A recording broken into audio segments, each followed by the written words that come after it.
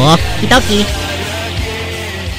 Hey guys, Luigi here, and welcome back to a brand new video today, and today we're doing yet another tier list video. And for today's tier list video, we are going to be ranking all of the studio albums by one of my personal favorite bands, Godsmack. Starting with their original 1997 release, All Wound Up, all the way up to the latest release, Lighting Up the Sky. I figured since they did have a new album come out recently that I might as well just do a tier list video, since I also did the same thing back when Linkin Park released the Hybrid Theory 20th Anniversary Edition. So yeah, I really have nothing else to say beyond that, so let's go ahead and jump into it. Alright, so as you can see here is all of the main albums. I included a little bit more than just the main studio albums, because there are 8 in total, as you can tell by the inclusion of All Wound Up, which is basically the first album, but with worse mixing and whatnot, and also it doesn't have the song Whatever, and in place of Whatever it has the song Going Down, which appears on the WIKI album later on in their career. And they also have their acoustic EP The Other Side, which includes some original stuff as well as some acoustic versions of some of their previous songs. So yeah, for those that don't understand how these tier list videos usually work, S is Pingus approved, as in the best of the best. A is great. By the way, I'm sure you've noticed that I actually have them labeled this time. I've been doing this since I did the SMG4 tier list live stream. So yeah. B tier is good. B minus, which is a new addition that was also added during that SMG4 live stream in order to make things a little easier on myself, means decent. C is meh, it's okay. D is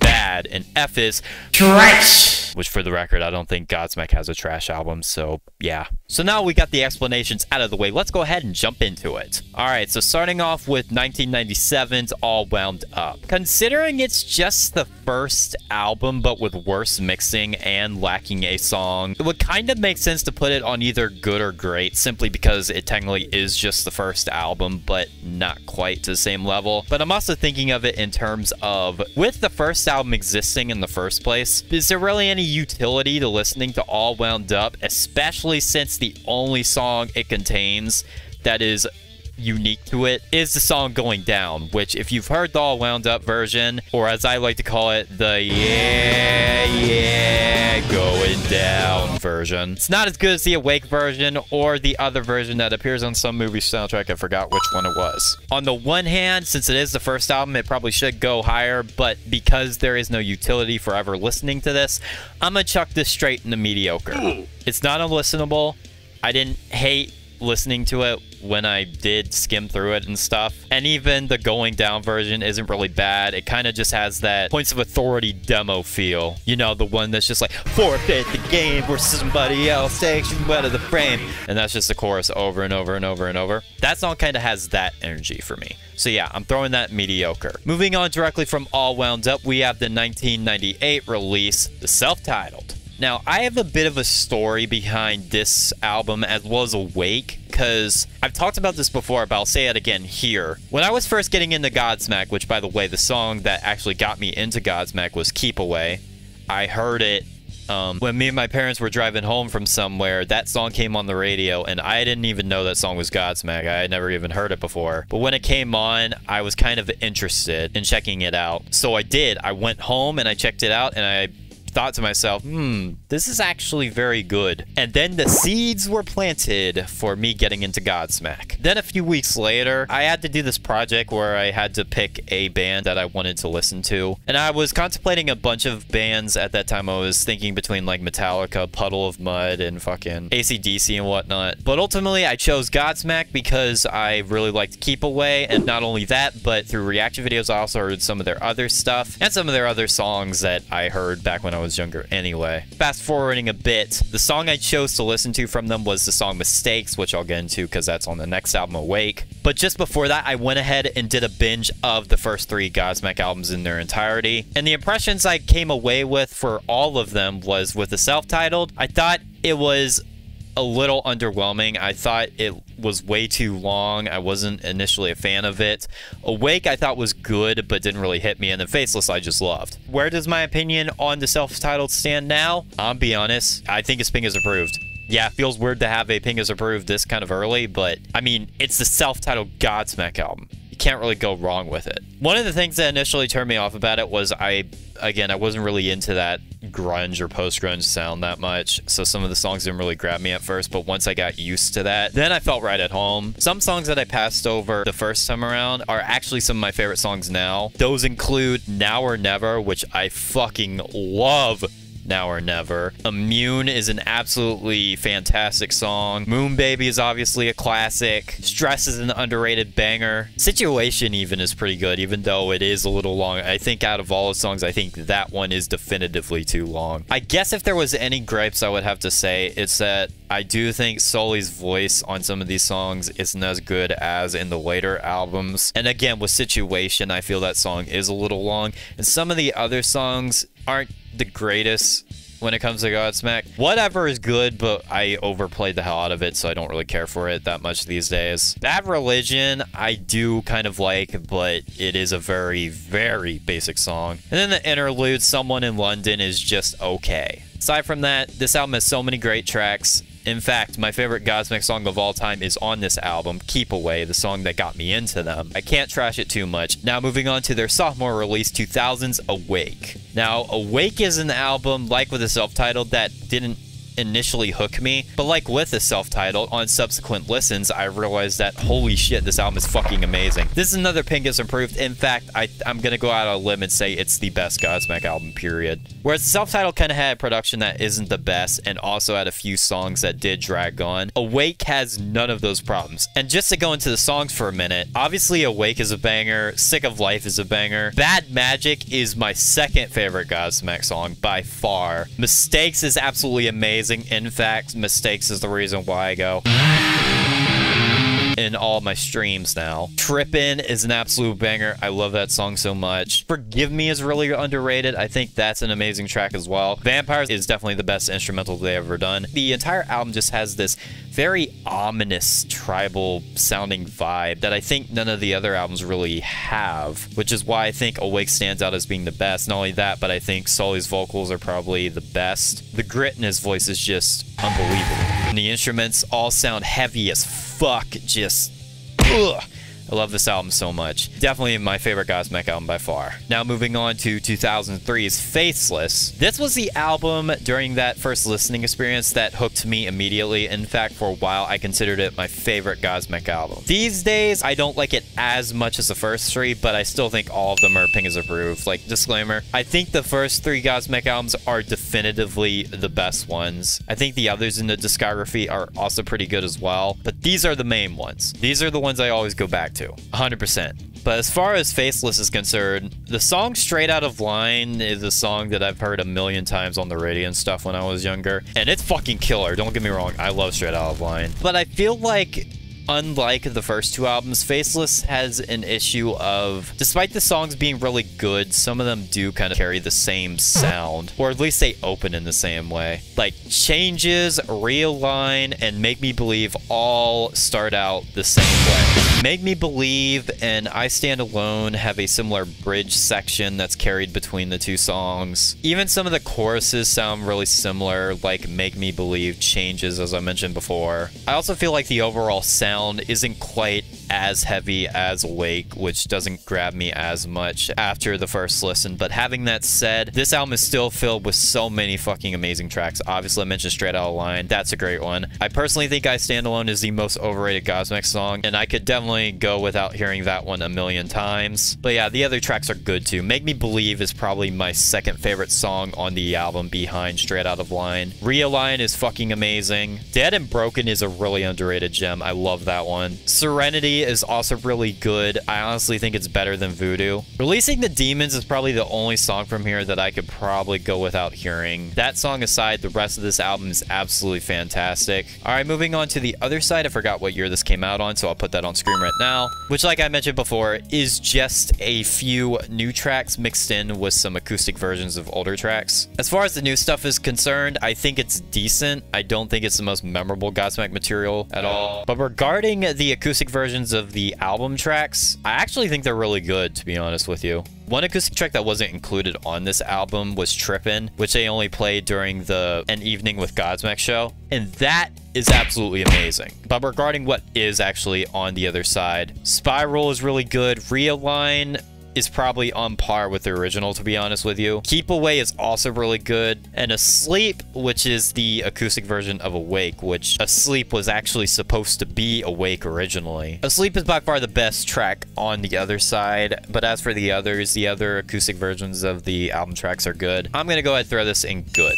I don't think it's great. It does have a great track in Asleep, but overall, solid. All right, moving on from the other side, we have 2006's 4. Yeah, the album is just called 4. Very creative title, I must say. I'm gonna be straight up honest with you. I don't think this album is all that good. My biggest issue with it is, aside from like a handful of tracks, which includes Speak, which is good, The Enemy, which is great, Voodoo 2, which I think is better than the original, and the bonus track I Thought, which isn't even on the album proper. And I guess Shinedown's also a pretty decent song too. The rest of it just kind of blends together. Some of these songs don't really have strong choruses going on for them. Like the song Living in Sin has a very forgettable chorus, in my opinion. And that can basically be said for the rest of the album. It sounds like the first 3, but it doesn't have the energy of the first 3, nor does it have the same writing. I'll give it that it is a little experimental as far as Godsmack is concerned, but it still just doesn't have enough. I'll put it in decent.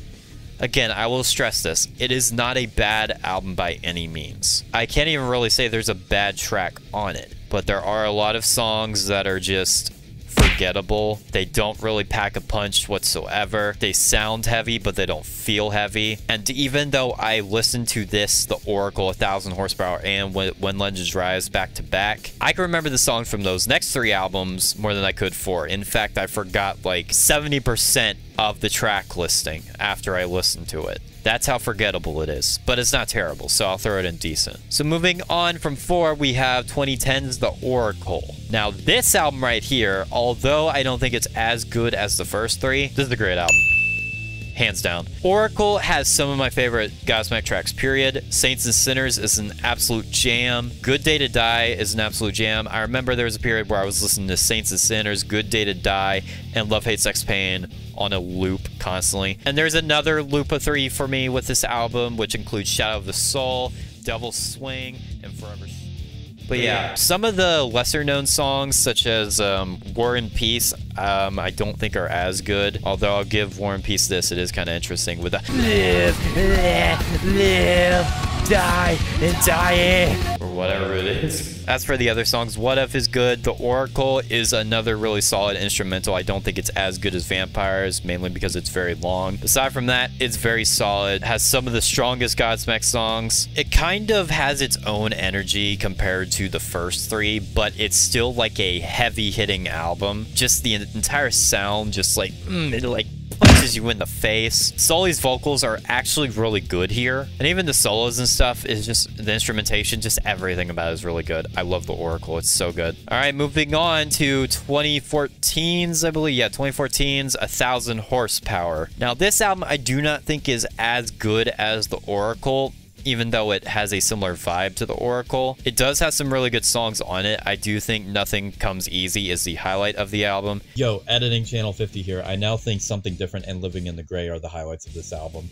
The title track, 1,000 Horsepower, is also really good. It reminds me of the song Rock and Roll Band by Boston, which, for those that don't know, Boston was my first favorite band for a period of time until Linkin Park overtook them. Aside from those, Something Different is a really good song. FML is pretty good. Generation Day is pretty good. This album really doesn't have a bad song, in my opinion. It does have a couple songs that I don't care for as much, but aside from that, I wouldn't choose to listen to it over The Oracle, and I don't really have as much to say. But still, 1,000 Horsepower isn't that much of a step down, so I'm also going to throw it in good above the other side. And moving on from that, we have a bit of a controversial one, don't we? Oh boy, 2018's When Legends Rise. I know a lot of people think this album is terrible. I know a lot of people hate how commercial it sounds. They hate how some of these songs are overproduced to shit. Some of them even bordering on sounding like Imagine Dragons. But still, even though I think this album does have its low points, I do think the song Just One Time is not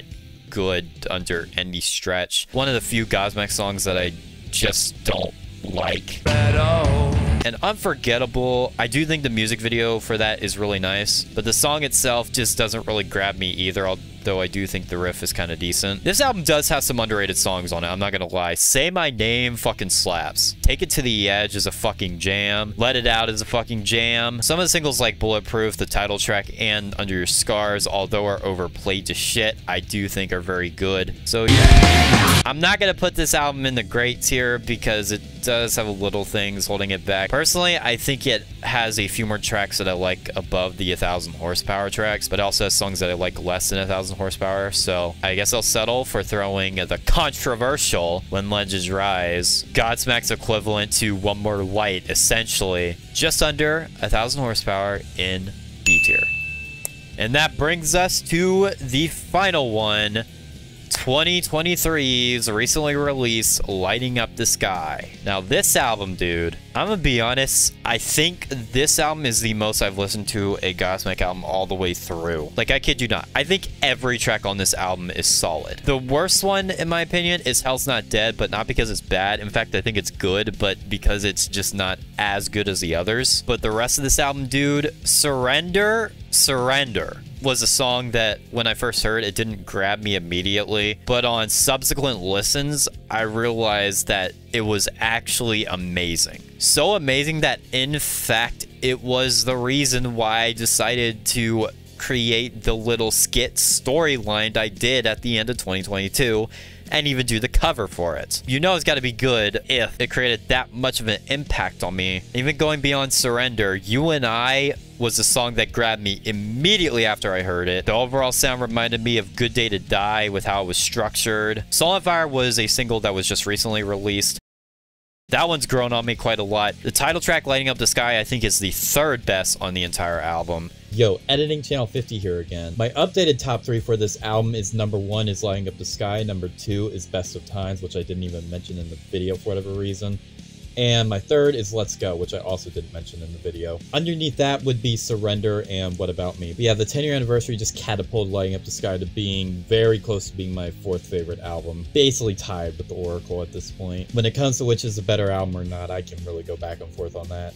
But even going beyond that, Truth is actually a very deep song compared to what we're used to seeing with Godsmack. What About Me is another really solid song as well.